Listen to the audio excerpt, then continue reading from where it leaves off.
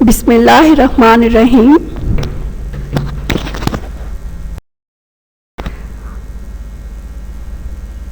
How are you all, students?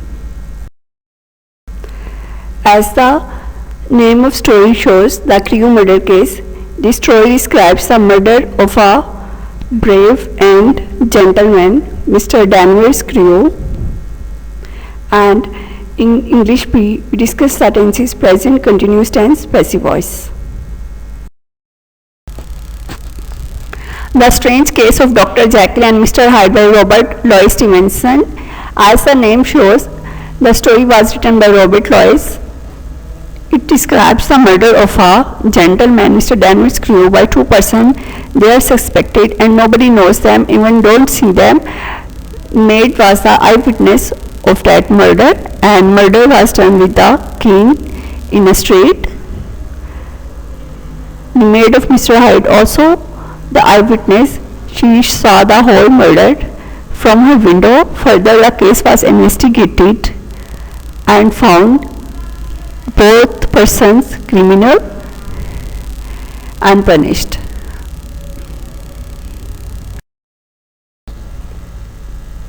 Answers of this chapter are nearly a year later. Second answer is the two men involved in the crime were the victim, Sir Danvers Crewe, and the criminal, Mr. Hyde. The maid did not like Mr. Hyde. The maid admired the old gentleman for his very pretty manner of politeness and his face, which to her seemed so innocent and full of kindness. Third answer is an ape. Fourth answer is Mr. Utterson is a lawyer. And fifth answer is Mr. Utterson coiled when he heard about the crime and saw the weapon.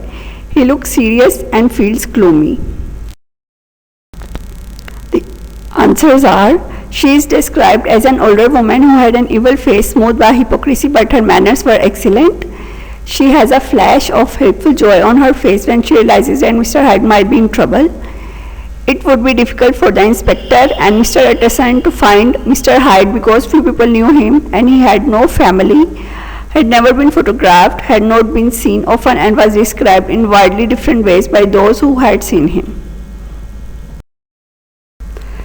As the name of story shows, the Crewe murder case, this story describes the murder of a brave and gentleman, Mr. Danvers Crewe. And in English we discuss that. This is the answer of question reference to context. It's a part A of reference to context, and answers are: Mr. Hyde, Sir Danvers Crewe, not according to witness, like that of madman with ape-like fury. Next part answers are: Inspector Newcomb of Scotland Yard, Mr. Utterson, he means that it will cause a sensation and be talked about and written about in the news. This is because the victim is an important man, Sir Danvers Crewe. What is suffix? A suffix is a few letters put at the end of word to change its meaning.